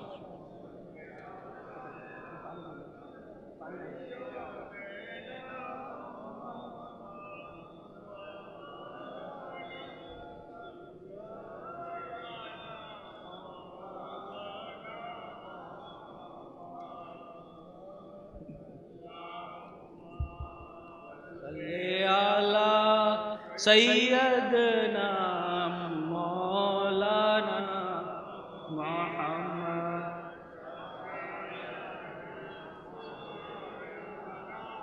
मुहम्मद सल्लल्लाहु अलैहि वसल्लम। अब विलायत, गौसे आज़म की विलायत, ये मैंने उनका सब्र बताया, उनका दुनिया से पर्दा फरमाना बताया। अब सिर्फ वही आयतें बताऊंगा जो 11वीं आयत है कुरान के अंदर। विलायत किसको कहते हैं अल्लाह ने कुरान में फरमाया, जो बेसिक चीज है विलायत की कि कम से कम एक वली होने के लिए इतना होना लाजिम है। अला इन्ना औलिया अल्लाहि ला खौफुन अलैहिम व ला हुम यहज़नून। उसके बाद अल्लाह फरमाया अल्लज़ीना आमनू व कानू यत्तक़ून, जो लोग ईमान लाए और तक़वा इख्तियार किया, जो लोग ईमान लाए और तक़वा इख्तियार किया। तो तक़वे की बिना पे ये 1 2 ये 9 आयतें ऐसी हैं कुरान के अंदर। 11 नंबर की सूरह यासीन में, जुमर में, अतलाक में, और सूरह सफ में, सूरह इंसान में, सूरह बुरूज में, फिर सूरह कमर में। ये सारी आयतें ऐसी हैं 11 नंबर की जो सिर्फ विलायत का जिक्र करती हैं, विलायत की बात करती हैं। आयत नंबर 11 है 11वीं की निस्बत से, 11वीं शरीफ आज है 11वीं की निस्बत से ये सारी आयतें विलायत का जिक्र करती हैं। जैसे कुल इन्नी उमिरतु अन अअबुदुल्लाह मुखलिसन लहुद्दीन, गौस पाक ने फरमाया कि कुन मअल्लाहि बिदूनिल खल्क, अल्लाह के साथ मुखलिस होके हो जाओ। ये आयत भी ये कह रही है ए रसूल बोल दो कि मुझे हुक्म हुआ है कि मैं अल्लाह की इबादत मुखलिस होके करूं। ये विलायत की सीढ़ी है जो गौसे आजम ने फरमाई। और 11 नंबर पे अल्लाह भी ये फरमा रहा है सूरह जुमर में। मुझे मालूम है आप लोगों की तबीयत ये बात सुनने की नहीं है, लेकिन अल उलमा तबीबुल उम्मा, उलमा जो होते हैं उम्मत के डॉक्टर होते हैं, और डॉक्टर दवाई मरीज की मर्जी से नहीं उसकी जरूरत के हिसाब से देता है। ये बात आप याद रखिए, मरीज को दवाई डॉक्टर उसकी जरूरत के हिसाब से देता, उसकी चाहत के हिसाब से नहीं देता। हमारे औलियों से निस्बत हमारी कुरान और सुन्नत से साबित है। उसके बाद ये आखिरी ये आयतें हैं जिसका मैंने जिक्र कर दिया। इसके अंदर अल्लाह ने जन्नत का जिक्र किया है, औलिया किराम के दरजात का जिक्र किया है। ये पूरी 9 आयतें हैं। इंशाअल्लाह किसी को तफसील चाहिए तो मुझसे ले लें। अभी अपनी आखिरी बात मैं आपके सामने रखता हूँ। गौसे आजम की मजलिस किस तरह हुआ करती थी। जिस तरह आज हम मजलिस में बैठे हैं, गौसे आजम की मजलिस किस तरह होती थी। इमाम हजर अस्कलानी मुहद्दिस है, शारे बुखारी, इमाम हजर अस्कलानी ने किताब लिखी मनाकिब अब्दुल कादिर जिलानी गौसे आजम के ऊपर। उसके अंदर उन्होंने फरमाया जैसे अभी ये माइक है तो मेरी आवाज दूर तक जा रही है ना, अगर ये माइक हटा दूं तो मेरी आवाज आएगी आएगी आएगी।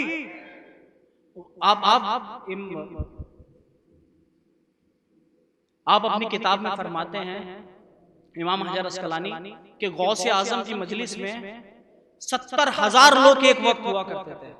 कितने? 70,000, और 70,000 के अंदर जिस तरह पहली सफ का आदमी सुना करता था, उसी तरह आखिरी सफ का आदमी भी सुना करता था। अगर मेरा माइक हट जाए तो मेरी आवाज 2-4 सफों से आगे नहीं जाएगी, लेकिन ये गौसे आजम का बयान था। जिस तरह पहली सफ का आदमी सुनता था, उस तरह 70,000वें लोगों में से आखिरी सफ का आदमी भी सुनता था। ये कौन फरमा रहा है? इमाम हजर अस्कलानी, जो मुहद्दिस शारे बुखारी, अपनी किताब मनाक़िब अब्दुल कादिर जिलानी में। अब आप जब गौसे आजम की जो मजालिस का मैं जिक्र करने वाला हूं, तो याद रखना जो लोग यहाँ बैठे हैं वो नहीं है। उस वक्त 70,000 का मजमा हुआ करता था, हो सकता उससे कभी कभार ज्यादा भी हो जाया करता। कुरान की एक आयत की तफसीर फरमा रहे थे, तो लोग बैठ के सुन रहे थे। इब्ने जौजी जो मुहद्दिस है बहुत बड़े, उनका क्या हाल हुआ गौसे आजम की मजलिस में आके देखो। वो फरमा रहा है, उस वक्त गौसे आजम एक आयत की तफसीर फरमा रहे थे। तफसीर फरमाते फरमाते उन्होंने, और मेरे जानिब शेख एक आदमी बैठा था, मेरे जानिब एक आदमी बैठा था। इब्ने जौजी कह रहा है, जो मुहद्दिस होता है वो मुफस्सिर भी थे, मुहद्दिस भी थे और मुफस्सिर भी थे। मुहद्दिस वो होता है जो हदीस बयां करता है, जैसे इमाम बुखारी मुहद्दिस है, इमाम मुस्लिम मुहद्दिस है, इमाम तिरमिज़ी मुहद्दिस है, इमाम निसाई मुहद्दिस है, इमाम अहमद बिन हंबल मुहद्दिस है, ताकि तुम लोग समझ जाओ मुहद्दिस किसको कहते हैं। ये बहुत बड़ी हस्ती अपने वक्त की। वो बैठे थे और उनके पास एक शख्स बैठा था। जब गौसे आजम ने तफसीर कुरान बयां करना शुरू करी, तो इब्ने जौजी के पास बैठा हुआ आदमी पूछता है, क्या तुम्हें ये आयत की तफसीर मालूम है? तो इब्ने जौजी फरमाते हैं, हाँ मुझे मालूम है। फिर गौसे आजम ने उसी आयत की दूसरी तफसीर करी, और पास वाले आदमी ने पूछा इब्ने जौजी से, क्या तुम्हें यह तफसीर मालूम है? इब्ने जौजी फरमाते हैं, हाँ मुझे यह तफसीर मालूम है। इसी तरह गौसे आजम ने तीसरी करी, चौथी करी, पांचवी करी, छठी करी, 11 तफसीरों तक इब्ने जौजी बोलते रहे, हाँ ये तफसीर में जानता हूँ, हाँ ये तफसीर में जानता हूँ, हाँ ये तफसीर में जानता हूँ। लेकिन 11 के बाद जब गौसे आजम ने आगे की बात, एक आयत है, दूसरी आयत गौसे आजम ने नहीं पढ़ी, उनका इल्मी मकाम बता रहा हूँ। गौसे आजम ने 11 तफसीरें करने के बाद जब 12वीं करी, तो पास वाला आदमी पूछता है, क्या आपको ये तफसीर मालूम है? इब्ने जौजी बोले, ये तो मुझे नहीं मालूम। 13वीं करी, पूछा ये तुम्हें मालूम है? इब्ने जौजी बोले, मुझे नहीं मालूम। 14वीं करी, नहीं मालूम। इस तरह तफसीरें करते करते 40 तफसीरें गौसे आजम ने कर दी। इब्ने जौजी हर तफसीर पे कहते हैं, मुझे नहीं मालूम, मुझे नहीं मालूम। ऐसा इल्म तो ना आंखों ने सुना, ना कभी आंखों ने देखा, ना कानों ने सुना। 40 तफसीरों के बाद ये हाल था। इब्ने जौजी फरमाते हैं, कोई अवाम होती तो कह देते अवाम है, पागल हो जाती है। गौसे आजम फरमाते हैं, अल्लाहु अकबर, अल्लाहु अकबर। गौसे आजम ने फरमाया, सुम्मा क़ौला, गौसे आजम फरमाते हैं, नत्रुकुल मक़ाल व नरजिउ लिल अहवाल। अब हम ये तफसीर छोड़कर हाल की तरफ आते हैं। गौसे आजम का ये कहना था, इब्ने जौजी ने अपने कपड़े फाड़ दिए और उसी वक्त बेहोश होकर गिर गए। और ये दूसरी किताबों में यहां तक आया, जब गौसे आजम तफसीरें फरमाते थे और काल से हाल की तरफ जाते थे, लोग अपने कपड़े फाड़ के पागल होकर जंगलों की तरफ चले जाते थे। ये गौसे आजम के इल्मी मजालिस का मकाम था। और इसी तरह एक और था, अबुल बकरी, इमाम ज़हबी ने इसकी रिवायत करवाया, अबुल बका अल अकबरी समीत याहया बिन नजा अल अदीब। ये अदीब थे, लैंग्वेज के एक्सपर्ट थे। गौसे आजम की बारगाह में आए और कहा उन्होंने अपने नफ्स में कि कुल्तु फी नफ्सी उरीदु अन अक्सा कम यमसु अश-शेख अब्दुल कादिर जिलानी शेख। मैं ये देखना चाहता हूँ कि अब्दुल कादिर जिलानी की तो बहुत तारीफें सुनी है, बहुत बड़े मुफस्सिर हैं, बहुत बड़े मुहद्दिस हैं, बहुत बड़े वली हैं, कि इनको शेर शायरी भी अरबी ज़बान में आती है, नहीं आती है? तो कौन, किसी ने कहा ये कहा याहया बिन नजाह ने। और आके गौसे आजम की मजलिस में बैठ गए और अपने साथ एक डोरा, धागा, थ्रेड लेके बैठे। गौसे आजम 70,000 का मजमा है, सुनो। और ये कहते हैं कि मैं आखिरी में बैठा था। 70,000 की जो पहली सफ, आखिरी सफ में बैठे थे। आखिरी सफ में बैठे बैठे वो देख रहे थे गौसे आजम क्या शेर बयां करते हैं। हर एक शेर पे उन्होंने उस धागे को अपने कपड़ों के अंदर छुपा लिया। और धागे से जब गौसे आजम शेर बोलते, गांठ लगा लेते। जब गौसे आजम शेर बोलते तो उसमें गांठ लगा लेते। गाठी लगाते रहे। गौसे आजम ने 70,000 लोगों के मजमे में, मुझे नहीं मालूम कौन कहाँ बैठा है, किसके चेहरे पे क्या लिखा है, किसके दिल में क्या है, गौसे आजम ने 70,000 के मजमे में आखिरी सफ पे बैठे हुए आदमी को बोला, हम यहाँ खड़े होकर गांठें खोल रहे हैं और तुम वहां बैठे बैठे गांठें लगा रहे हो।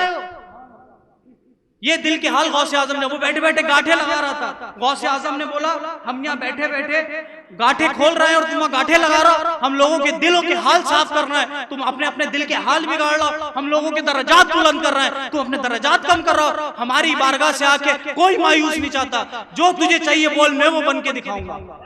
ये है गौसे आजम। उसके बाद इसी तरह एक और अदीब, उस वक्त के लोगों को भी अपने इल्म का बुखार था, आज के लोगों को भी अपना इल्म का बुखार है। वली की बारगाह में जाके वो सारा बुखार उतर जाता है। एक और को यही बुखार चढ़ा था, जिनका नाम था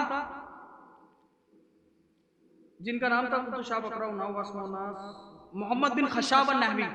मोहम्मद बिन खशाब नहवी, इसको भी इब्ने नज्जार रिवायत फरमा रहा है, और ये इमाम ज़हबी की किताब सियरुल अलाम वन-नुबला की रिवायत है। वो फरमा रहा है कि मैं जवान था, मैं नहू, यानी नहू कहते हैं अरबिक ग्रामर को, अरबिक ग्रामर को नहू कहते हैं। एक आम तौर पे अगर आप समझना चाहें नहू होती क्या है, और नहू के इमाम सिबोए, इमाम सिबोए सबसे बड़े इमाम गुजरे नहू की तारीख में, और उनकी किताब है अल किताब। अगर तुम इस बात को समझ लोगे तो तुम्हें बात समझने में आसानी होगी।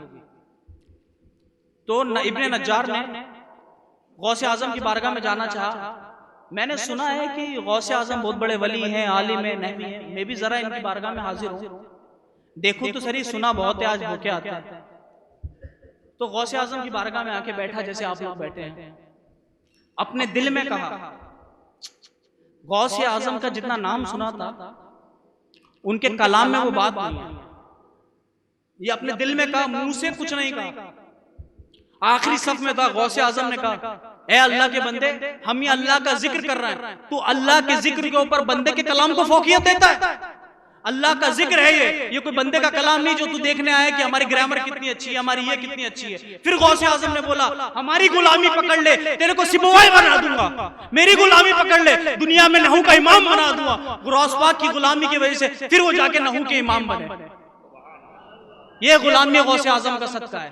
इसके बाद आखिरी बात, ये तो अपनों की बात थी, पराई की बात कह के अपनी बात खत्म करूंगा। और मैंने कहा था ना, गौसे आजम की मजलिस में 70,000 लोग होते थे। इसे इमाम हजर अस्कलानी ने अपनी किताब में जो गौसे आजम पे मनाकिब अब्दुल कादिर जिलानी लिखी, उसमें जिक्र किया है। और सूरा है, ये आखिरी बात आपको बता रहा हूँ, मैंने इतने इत्तेफाक बताए जो 11 कोई आयत मैंने 11वीं से हटके नहीं बताई आपको। ये आखिरी आयत भी 11वीं से बता रहा हूँ। क्या अल्लाह फरमाता है, ये भी इत्तेफाक है क्या? आप फैसला करो इसका, ये फैसला मैं तुम पे छोड़ता हूं। ये सूरा है मुजादला है, आयत नंबर कौन सी है? आयत नंबर 11 में अल्लाह क्या फरमा रहा है? ये अल्लाह का कलाम है, बंदे का कलाम नहीं है। सुन लो, अगर बंदे का होता तो कह देते कादरियों ने, चिश्तियों ने लिख के लेकर आ गए। ये अल्लाह का कलाम है। अल्लाह मजलिस का जिक्र कर रहा है 11वीं के अंदर कि मजलिसों में आओ, तो मजलिस के आदाब सिखा रहा है अल्लाह कि मजलिस में मजमे हो तो किस तरह बैठना चाहिए। सुनो, या अय्युहल्लज़ीना आमनू इज़ा क़ीला लकुम तफ़स्सहू फ़िल मजालिसी फ़फ़्सहू। ऐ ईमान वालो, जब मजलिस तंग हो, बैठने की जगह ना हो, यानी गौसे आजम का 70,000 का मजमा हो, गौसे आजम जैसा मजमा हो, 70,000 का बैठने की जगह ना हो, और तुम्हें कहा जाए जगह करो तो पैर ऊपर करके नीचे करके वहां जगह कर देना, ताकि दूसरा आके भी वहां बैठ जाए। और उसके बाद फ़फ़्सहू यफ़्सहिल्लाहु लकुम, तुम उनके लिए जगह करोगे, अल्लाह तुम्हारे लिए जगह अदा करेगा। तुम उनके लिए जगह करोगे, अल्लाह तुम्हारे लिए जगह करेगा। और फिर मामला ऐसा हो, गौसे आजम की मजलिस हो, 70,000 के मजमे हो, भीड़ हो, पैर रखने की जगह ना हो, और तुम्हें कहा जाए वइज़ा क़ीला इंशुज़ू फंशुज़ू, अगर तुम्हें खड़ा होने की कहा जाए तो खड़े हो जाओ, जगह छोड़ दो ताकि दूसरों को खड़े होने की जगह मिल जाए। फिर ये हो गई मजलिस की बात। अल्लाह इशारतन कह रहा है ऐसी मजलिस अहले इल्म की होती है, गौसे आजम जैसे। सुनो आगे क्या कह रहा है अल्लाह, यरफ़इल्लाहुल्लज़ीना आमनू मिनकुम, और अल्लाह उनके दर्जात बुलंद कर देता है जो ईमान वाले होते हैं तुम में। और बात यहाँ खत्म नहीं करी, यरफ़उल्लाह, उनके ईमान जो ईमान वाले हैं तुम में, उनके दर्जात बुलंद कर देता है। और उनके वल्लज़ीना ऊतुल इल्मा दर्जात, और अल्लाह ने जिसको इल्म अता किया है तुम्हारे अंदर, जो ईमान वाला है, इल्म वाला है, गौसे आजम जैसा, जिसकी मजलिस में 70,000 लोग बैठे हो, पैर रखने की जगह ना हो, उस वक्त ये माइक पे ना हो, पहले पहली सफ वाला भी उसी तरह सुने, 70,000 वाली मजलिस में आखिरी सफ वाला भी उसी तरह सुने। और कोई आलिम दीन गौसे आजम जैसा, कोई गौसे आजम अब्दुल कादिर जिलानी जैसा, कोई खुतबुल अख्ताब गौसे आजम जैसा बयां करता है, आलिम वाला होता है, तो अल्लाह 11वीं आयत सूरह मुजादला में बयां करता है, अल्लाह उनके दर्जात बुलंद कर देता है। यह कुरान है।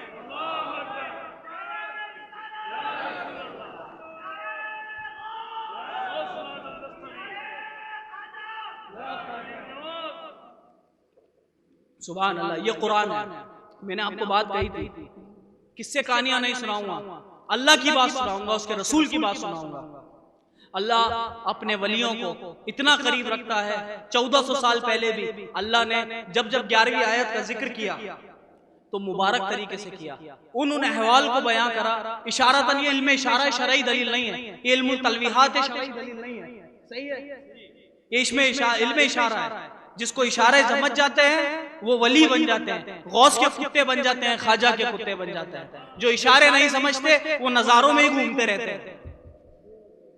इसके बाद एक गौसे आजम का मुरीद था, एक गौसे आजम का मुरीद। जो लोग आजकल मना कर रहे हैं वो मुरीद नहीं थे, जो आजकल मना कर रहे हैं लोग कि वो मुरीद नहीं थे, उस मुरीद का नाम है अल्लामा इब्ने तैमिया। क्या नाम है? अल्लामा इब्ने तैमिया।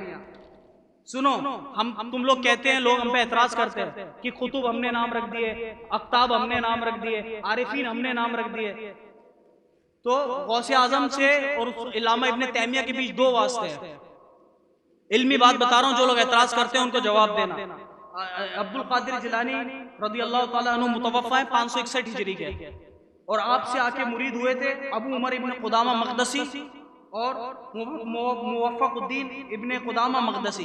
ये दो लोग आके गौसे, वो खुद बयां करते हैं कि अपने आखिरी वक्त में गौसे आजम के, जब आपकी उम्र 90 साल थी, हम आके बैत हुए, आपसे आके हमने खिरकाए बैत पहना आके बगदाद के अंदर, और हमें कुछ ही दिन रहने का आपके साथ मौका मिला, यानी एक महीने कुछ दिन आप गौसे आजम के साथ आए। उसके बाद गौसे आजम विसाल फरमा गए। उनके मुरीद हुए इब्ने अबी उमर इब्ने कुदामा मक़दसी, और ये शेख हैं अल्लामा इब्ने तैमिया के। इब्ने तैमिया मुरीद थे इब्ने अबी उमर अल कुदामा के मक़दसी के, इब्ने कुदामा मक़दसी के। तो इब्ने तैमिया का शिजरा है तरीक़त गौसे आजम से और सौरवर्दी सिलसिले से जाके मिलता है। और सबसे ज्यादा जो रंग इब्ने तैमिया पे था वो गौसे आजम का था, कादरियत रंग था। बड़ी जिम्मेदारी से कह रहा हूँ, और ये हवाला में दूंगा, मैं हवा में बात नहीं करूंगा। अब मैं जो इबारत पढ़ने जा रहा हूँ, ये किताब है अल्लामा इब्ने तैमिया की अल इस्तिक़ामा। क्या नाम है? क्या नाम है? अल इस्तिक़ामा। क्या नाम है? ये किताब अल्लामा इब्ने तैमिया की है। अब इब्ने तैमिया ने अपनी किताब अल इस्तिक़ामा में, जो मेरे पास है, उसमें पेज नंबर 85 में लिखा है गौसे आजम को किस लक़ब से बयां किया गया है। और ये करामत जो मैं गौसे आजम की बयां करने वाला हूँ, ये मैं बयान नहीं कर रहा हूँ, अल्लामा इब्ने तैमिया की किताब है, अल्फाज भी उनके हैं, सुन लो। यहाँ से शुरू करते हैं। वह कज़ालिका साइर शुयूख़ुल मुस्लिकीन व मुतक़द्दिम मुताख़िरीन अल्लज़ीना लहुम लिसान सिद्क़ी फ़िल उम्मती कमा ज़करा, यहाँ से कहते हैं कमा ज़करा शेख याह्या बिन यूसुफ अर-सरसरी वनज़्ज़महु फ़ी क़साइद शेख अली बिन इदरीस शेख। और ये फरमाते हैं कि जिस तरह शेख याह्या बिन यूसुफ सरसरी, या अल्लामा इब्ने तैमिया कह रहा है, वनज़्ज़महु फ़ी क़साइद, और अपने कसीदे में उन्होंने शेख अली बिन इदरीस, अपने शेख से उन्होंने मरवी किया है कि उन्होंने पूछा किससे? सुनो, अल्लामा इब्ने तैमिया गौसे आजम को किस लक़ब से बोल रहे हैं? जिनको एतराज होता है गौसे आजम से, सबसे बड़ा लोग जो गौसे आजम की शान पर, अजमत पर सवाल उठाते हैं, उनके पीर और मुर्शिद, उनके शेख क्या कह रहा है गौसे आजम को सुनो। जिनके रास्ते पर, अल्लामा इब्ने तैमिया के रास्ते पर चल के ये सारे मामलात पैदा किए इन लोगों ने। अल्लामा इब्ने तैमिया का गौसे आजम के लिए क्या अकीदा था, सुनो। वो कहते हैं कि अन्नहु सअला, उन्होंने पूछा किससे? कुतुबल आरिफीन अबा मोहम्मद अब्दुल कादिर बिन अब्दुल्लाह अल जिलानी से।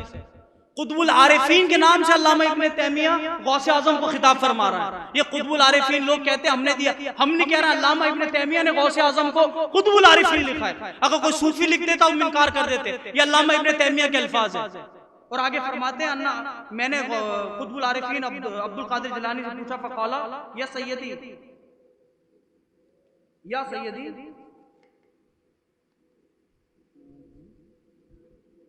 कुन्तु क़द अज़मतु अला अन अक़रा शय्यन मिन इल्मिल कलाम व अना मुतरद्दिद, मैंने इरादा किया कि मैं इल्म कलाम की कोई मुवफ़्फ़क़ुद्दीन अबी मोहम्मद बिन क़ुदामा अल-मक़दसी जो गौसे आज़म के मुरीद हैं और पीरो मुर्शिद हैं, एक सिलसिले के बाद इब्न तैमिया के, उस इमाम सोहरवर्दी शहाबुद्दीन सोहरवर्दी से रिवायत फरमाते हैं, उन्होंने पूछा कि मैं इल्म कलाम पढ़ना चाहता था, तो मैंने पूछा, मैं मुतरद्दिद था, यानी मैं फैसला नहीं कर पा रहा था कौन सी किताब पढ़ूं, हल अक़रअ रिशाद लिल इमाम अल हरमैन और निहायत अल इक़दाम लिल शहरस्तानी, तो मैं इमाम हरमैन की इरशाद पढ़ूं या शहरस्तानी की निहायत अल इक़दाम पढ़ूं, और किताब शेख या उनके शेख की किताब पढ़ूं।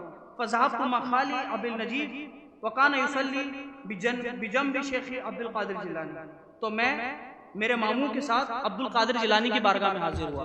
इब्न तैमिया ने रिवायत की अपनी किताब इस्तिक़ामा में, बारगाह अब्दुल कादिर जिलानी में शेख सोहरवर्दी अपने खाला के साथ हाजिर, मैंने अपने मामू के साथ हाजिर हुए और उनके साइड में नमाज पढ़ रहे थे।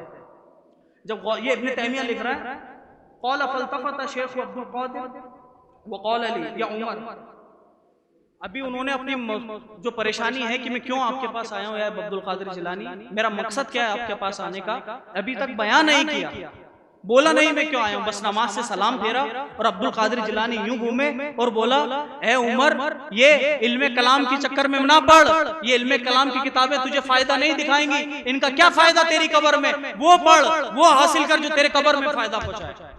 ये अब्दुल कादिर जिलानी ने उनकी बात सुनी नहीं थी, इब्न तैमिया ये कह रहे हैं, और बात सुनने से पहले ही उनके दिल के हाल को जान लिया और उनके बारे में बयां करने लगे। इस ऊपर इब्न तैमिया लिखते हैं,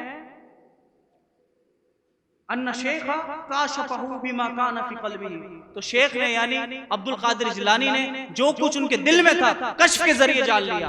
करामत पे अकीदा इब्न तैमिया का भी था। ये किताब अल इस्तिक़ामा है, कोई आम किताब का हवाला नहीं देख रहा हूँ, मौलिक भी हैं, मौर्रिख भी हैं, उनकी बात उनकी किताब से बात करता हूँ। और याद रखो, महशर के रोज हदीसों में आया है, महशर के रोज मुसलमानों की यानी उम्मत मुस्लिमा की 120 सफ़े होंगे, यानी कतार होती है ना नमाज के अंदर, 120 कतारें होंगी, 120 कतारों में से 80 मुसलमानों की होंगी, 80 मुसलमानों की होंगी। उन 80 मुसलमानों में से आज आप हिंदुस्तान, पाकिस्तान, बांग्लादेश के मुसलमानों को जोड़ें तो तकरीबन 80 करोड़ मुसलमान बनते हैं। 80 करोड़, सही, तकरीबन 80 करोड़ मुसलमान बनते हैं। 80 करोड़ मुसलमानों के बाद अगर आज हम इन 80 करोड़ को दुनिया के मुसलमानों से मिलाएं, हिंदुस्तान, पाकिस्तान, बांग्लादेश के अलावा, तो ये करीबन 35 से 40% मुसलमान होते हैं दुनिया के, 35 से 40%, क्योंकि आज दुनिया की आबादी 1.6 बिलियन 160 करोड़ है, 40-50%। तो उन 120 सफ़ों में से 80 सफ़ मुसलमानों की होगी। और मेरा ये अकीदा है 35 से 40 सफ़े इंशाअल्लाह अज़्ज़ा व जल्ला हिंद और पाक और बांग्लादेश के मुसलमानों की होगी। और उन 40 पे 35 करोड़ मुसलमानों पे मेहनत हुजूर गरीब नवाज की है। तो जब वो पहली 35 से 35 सफ़ों की मेहनत ये गरीब नवाज की होगी, 80 मुसलमानों की सफ़ों में से 35 सफ़े गौसे आजम और ख्वाजा आजम के चाहने वालों की होगी। क्योंकि तुम्हारे जिस्म कुछ भी हो, तुम्हारे रिश्ते कोई भी हो, तुम्हारे सिलसिले कोई भी हो, तुम सब असलन नस्लन चिश्ती हो, आशिक गरीब नवाज हो। क्योंकि तुम सबको कलमा 800 साल पहले हुजूर गरीब नवाज ने पढ़ाया था और सबने कहा था ला इलाहा इल्लल्लाह मुहम्मदुर रसूलुल्लाह सल्लल्लाहु अलैहि वसल्लम। और गौस पाक की एक आखिरी नसीहत से अपनी बात खत्म करता हूं, जिसको आज आप पैगाम के तौर पर अपने साथ लेके जाएं, एक पैगाम तुम लोगों के लिए बन जाए। गौसे आजम फरमाते हैं, शरा साथ साथ करता रहूंगा तुम्हें ताकि बातें समझ में आने लगे। गौसे आजम फरमाते हैं, ये दुनिया बाजार है, मार्केट होता है ना, ये दुनिया बाजार है, इसकी दुकानें बंद हो रही हैं, दुकानदार बंद कर करके जा रहे हैं, ये बाजार बंद होने वाला है, एक और बाजार वहां खुलने वाला है। इस बाजार में तुम सिर्फ खरीद रहे हो, वहां खरीदोगे कुछ नहीं, वहां सिर्फ बेचोगे। यहाँ पर खरीदने वाले तुम हो, वहां पे खरीदने वाला तुमसे अल्लाह होगा, वहां पे तुमसे खरीदने वाला अल्लाह होगा। तो ऐसी चीजें खरीदो इस दुनिया से जो तुम अल्लाह को बेच सको। ऐसी चीजें इस दुनिया से लेकर जाओ जो तुम अल्लाह को बेच सको। अल्लाह तुम्हारे गुनाह नहीं खरीदेगा, अल्लाह तुम्हारे बुरे काम नहीं खरीदेगा, अल्लाह तुम्हारी नमाजें छोड़ना नहीं खरीदेगा, अल्लाह तुम्हारे रोजे रखना नहीं खरीदेगा, रोजे छोड़ना नहीं खरीदेगा। अल्लाह को अताअत पसंद है, अल्लाह को अपने नबी से मोहब्बत पसंद है, अल्लाह को नमाजें पसंद है, अल्लाह को रोजे पसंद है, अल्लाह को हज पसंद है। अल्लाह की राह पे चलो, अल्लाह के हुक्म मानो और जिस चीज से अल्लाह ने रोका है उससे रुको, क्योंकि गौसे आजम ख्वाजा आजम और इन मरातिब पे, इन दराजात पे इसलिए पहुंचे क्योंकि उन्होंने पूरी जिंदगी अल्लाह की अताअत करी। गौसे आजम फरमाते हैं मैंने 40 साल, कितने साल? 40 साल इशा के वजू से फजर की नमाज पढ़ी है। ये उनकी इबादत के मामलात थे। कोई आशिक गौस जब तक आशिक गौस नहीं हो सकता, कोई आशिक ख्वाजा जब तक आशिक ख्वाजा नहीं हो सकता, जब तक अल्लाह और उसके रसूल के रास्ते पे नहीं चले। व आखिरु दावाना अनिल हम्दुलिल्लाहि रब्बिल आलमीन व मा अलैना इल्लल बलागुल मुबीन वस्सलामु अलैकुम व रहमतुल्लाहि व बरकातुहू।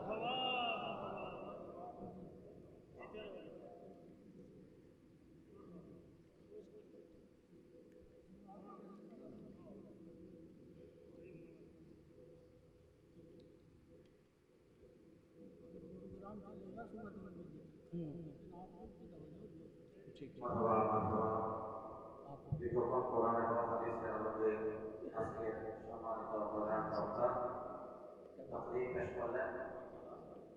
এ পর্যায়ে আজকের মাহফিলের সম্মানিত প্রধান অতিথি হুজুর গরিব নওয়াজের দরবারে সম্মানিত অতিথি শিক্ষার্থী হযরত মাওলানা সৈয়দ মোহাম্মদ বশিরউদ্দিন চিশতি নসিহত এবং আমাদের সকলের জন্য দোয়া করবেন। এরপর আমাদের এই বাকি কর্মসূচি হুজুর কেবলা নির্দেশ ক্রমে সুন্দরভাবে চলবে।